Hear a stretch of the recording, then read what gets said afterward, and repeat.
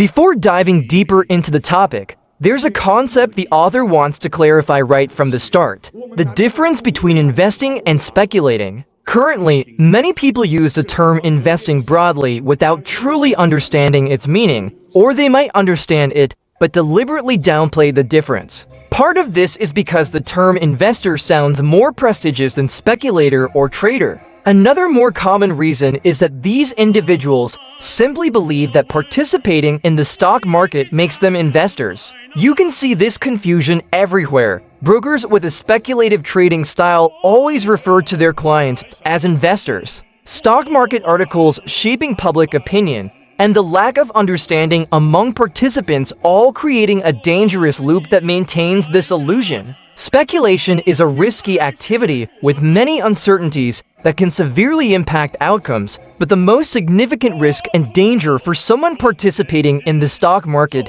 is the illusion that they are investing when, in reality, they are speculating. Legendary investor Benjamin Graham once stated, "The fundamental difference between investing and speculating lies in their reaction to market fluctuations. The primary concern of a speculator is predicting and profiting from market volatility. The main work of an investor is buying and holding shares of companies at appropriate prices. The outcome for a speculator depends on their ability to predict the market, while an investor's results hinge on their ability to analyze businesses. Speculators engage in short-term transactions, whereas investors buy and hold for the long term. Speculators believe they can predict and profit from short-term market movements, while investors believe that regardless of short-term market trends, the long-term prospects of their investment portfolio remain strong." The methods the author will introduce below are all investment-oriented. Therefore, if you are looking for short-term speculative trading techniques, unfortunately, this article is not for you. The author has never believed that they have the ability to predict the market well enough to turn it into a real competitive advantage. Currently, there are 3 popular investment approaches worldwide. 1. Index fund investing. 2. Value investing. 3. Growth investing. All 3 approaches have their own advantages and disadvantages. No single approach is the best. Instead, the best approach is the one that aligns with the investor's tendencies and personality. Since these approaches embody investment philosophies, a crucial rule to follow is that investments must be held long enough for these methods to take effect. The longer the holding period, the more the investment's superiority is maximized. The investment time frame is typically measured in years, and short-term market fluctuations are often a relevant noise that should not be a concern. Passive investing, also known as index fund investing, is increasingly playing a significant role in today's capital markets due to its simplicity and accessibility for the majority of investors, with idle funds seeking better returns than traditional bank savings. Index funds are trust funds created by mimicking a specific market, so their return rates are nearly equivalent to the overall market's return rates. The Vanguard 500 Index Fund, one of the world's first index funds, mimics the S&P 500 by purchasing all 500 companies tracked by the S&P 500,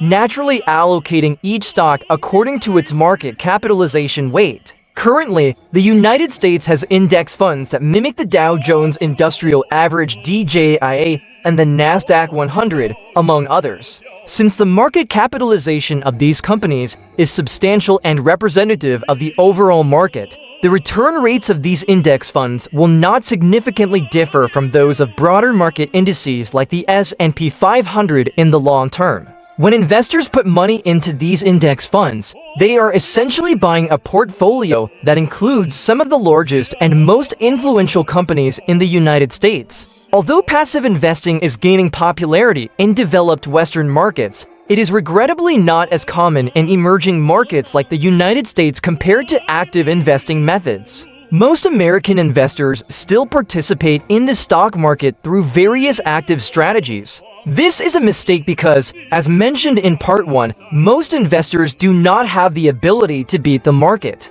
The reason passive investing is becoming an increasingly popular alternative to bank savings in developed countries is that its superiority over active investing is widely recognized. When investors decide to invest passively, they have three significant advantages over active investing. 1. Cost and tax savings. This is quite straightforward. The more trading decisions and portfolio swaps you make, the more your profits are eroded by transaction fees and taxes when selling, without being certain that those decisions are genuinely effective. These fees and taxes may seem small in the short term, but they compound over time and can significantly erode a portion of the investor's total returns. Compound interest is a double-edged sword.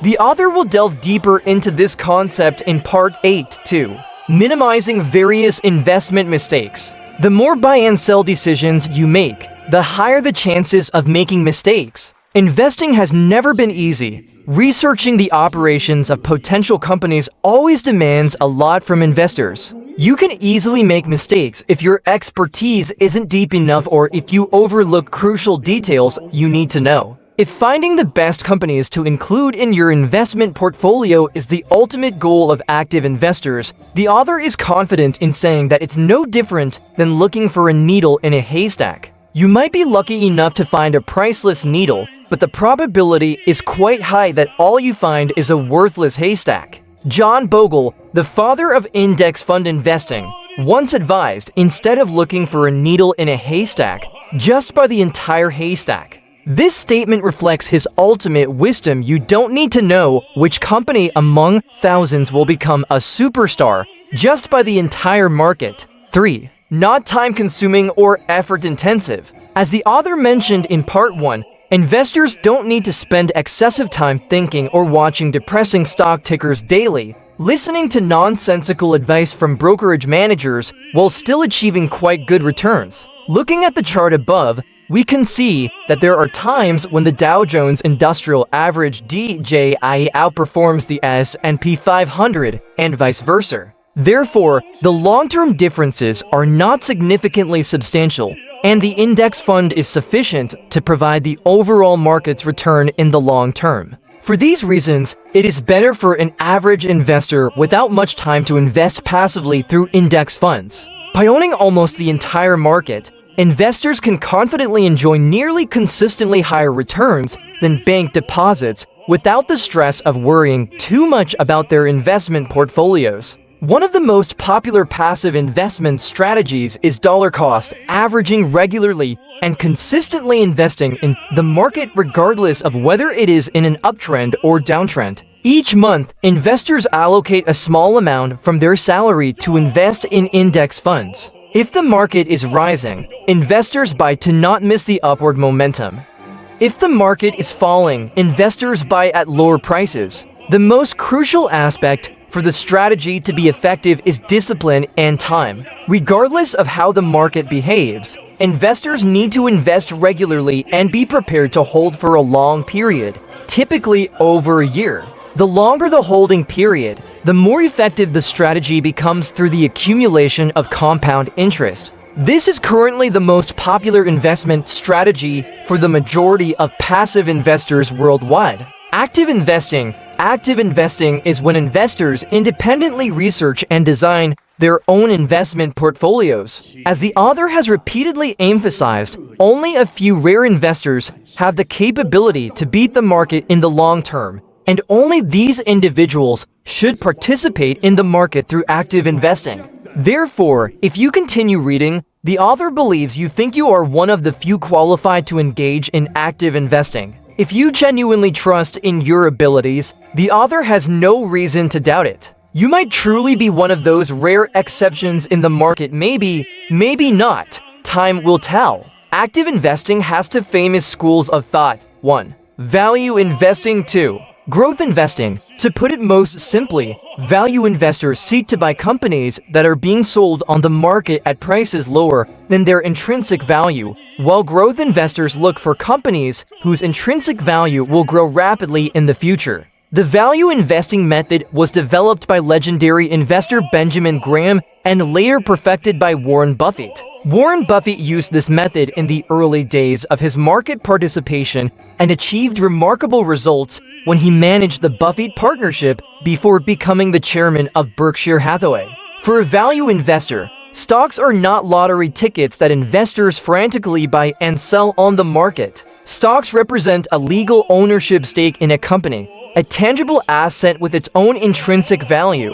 If an investor can buy this asset below its intrinsic value, it is a wise investment action. Naturally, the more accurately an investor can estimate a company's intrinsic value, the greater their competitive advantage, and the lower the purchase price relative to intrinsic value, the safer the investment point. This raises the question, what determines a company's intrinsic value? When considering the above question, there are many factors that make a company valuable in the eyes of investors. Typical answers might include asset value, brand, financial health, growth potential, honest and competent leadership, etc. Practically speaking, all these factors play a crucial role in generating a company's future cash flows. Income and business cash flows are the primary factors that confirm a company's intrinsic value to investors. Value investing emphasizes the importance of tangible assets and quantifiable objective factors in determining a company's intrinsic value. Intangible factors like brand, company culture, talent, and long-term growth potential do not play an essential role in valuation work. For value investors, valuing a company is safer if they focus only on accurately quantifiable factors like tangible assets, cash flows, dividends, factories, land, etc., rather than intangible factors that cannot be The ultimate goal of value investing is to buy companies at bargain prices relative to their intrinsic value. If they come across a business being sold at a 30 to 50% discount on the market, they will add these companies to their potential purchase list and buy them immediately at the right time. For value investors, buying low is a wise investment. Unlike value investing, growth investing focuses on a company's future. The growth investing method was first introduced in Philip Fisher's book Common Stocks and Uncommon Profits, a renowned investor whom Warren Buffett also greatly admires. With his unique investment philosophy, Fisher made a significant impact in the investment community of his time and influenced Wall Street through his extraordinary investment achievements. In his book, Philip Fisher once remarked, "I don't want to spend my whole life chasing countless insignificant profits. I want the huge profits that I'm willing to wait for to obtain." These huge profits that Fisher refers to always come from companies with extraordinary growth potential in the market. Growth investors buy a company's stock when they believe that the intrinsic value will grow rapidly enough in the future to generate substantial investment profits. Growth investors are willing to buy stocks at high prices, even higher than the company's intrinsic value at the time of purchase, if they believe the company's growth potential is significant enough in the future. If value investors enjoy flash sales and buying bargains in the market, growth investors focus on the superstars, queens, and divas of the investment world. The ultimate goal of growth investors is to buy companies with extraordinary growth rates, and they are willing to pay premium prices to acquire these stars. The greater the growth potential, the higher the price they are willing to pay. The reason they are willing to invest heavily in these investment deals is that they believe the current price is still acceptable compared to the company's future potential. As the name suggests, what growth investors seek is never value but growth. Venture capital is the most interesting case of growth investing. Have you ever wondered why investors are still willing to pour money into startups that are continuously losing money? In 2013, when Twitter went public and became a public company, its market capitalization was $24 billion. While one of the giants in the publishing industry, the New York Times, had a market capitalization of only $2 billion. However, at that time, Twitter was continuously losing money, while the New York Times had a profit of $133 million in 2012. How could such an absurd situation occur? The answer is actually quite simple: future cash flows. Isn't Twitter losing money while the New York Times is making profits? What cash flow are we talking about here?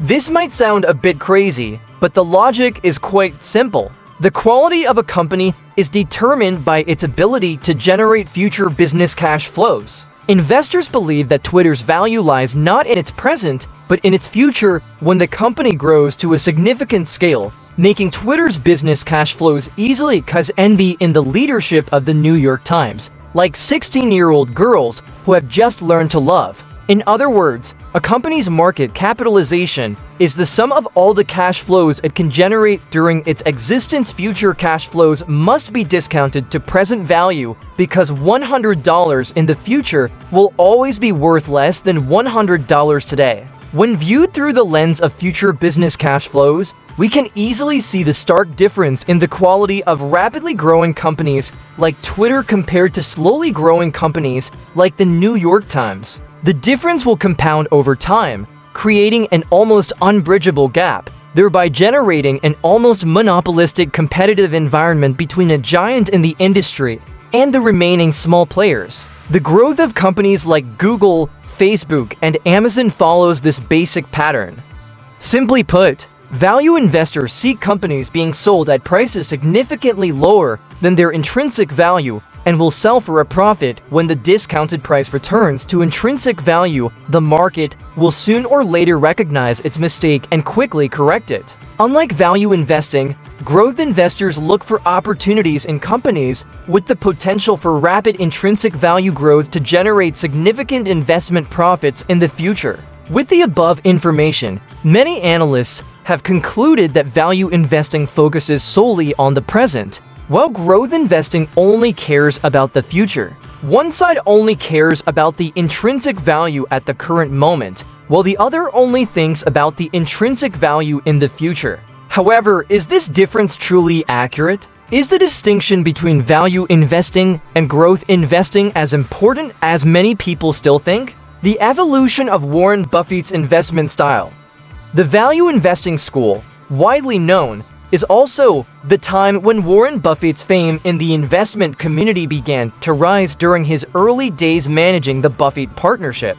As a student of Benjamin Graham, he internalized the essential principles of value investing. In an era when the internet was not yet prevalent and public company information was not as easily accessible it is today, Warren Buffett spent countless hours reading the thick pages of Moody's manual to find financial information about various companies. He bought many businesses at market prices significantly lower than their liquidation value, the amount of money a company has left after selling all its assets and paying off all outstanding debts. He could buy so cheaply simply because, at that time, no one was paying attention to such companies. He was highly successful with this strategy, digging through thousands of pages of Moody's manual to find hidden bargains that no one else wanted to read. He humorously described this investment method as buying a dollar for 50 cents. With outstanding performance managing the Buffett partnership, it is no surprise that he became very confident in the value investing strategy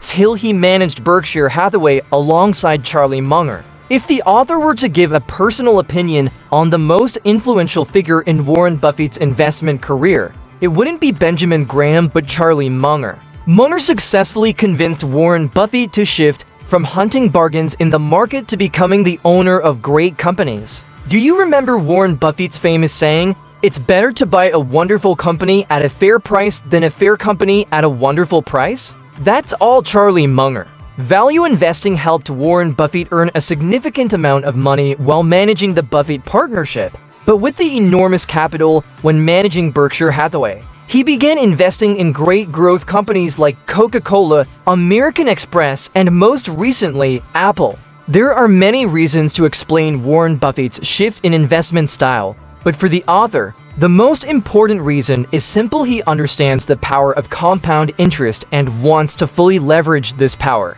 He couldn't do this with Benjamin Graham's investment method.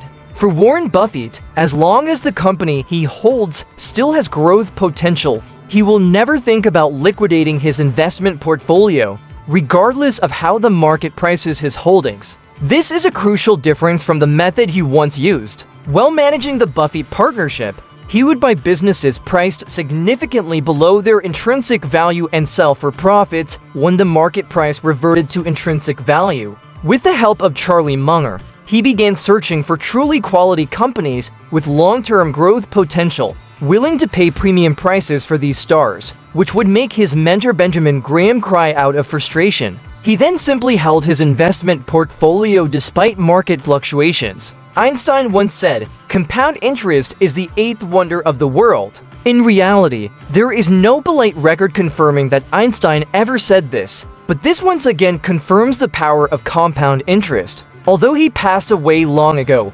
Einstein continues to receive interest by becoming the accidental author of famous sayings he never actually made. Perhaps we shouldn't be too surprised those who understand the allocation of compound interest, the 80-20th rule or Pareto principle, see that as small number of brilliant individuals like Einstein or Mark Twain will always receive the majority of credit for the world's best sayings, whether they actually said them or not. Perhaps Einstein never said that, but compound interest truly is the eighth wonder of the world. With the power of compound interest, Warren Buffett has become one of the richest people in the world. Over 80% of Warren Buffett's net worth was accumulated after he turned 60. To achieve his current success, patience in holding investments is the most crucial key in his investment strategy. As long as the company still has growth potential, he will never consider liquidating his holdings. He understands that as long as he holds his investment portfolio, compound interest continues to serve his interests through the company's growth. As of now, he still holds 400 million shares of Coca-Cola, which he began buying in 1988 for a total of $1.3 billion.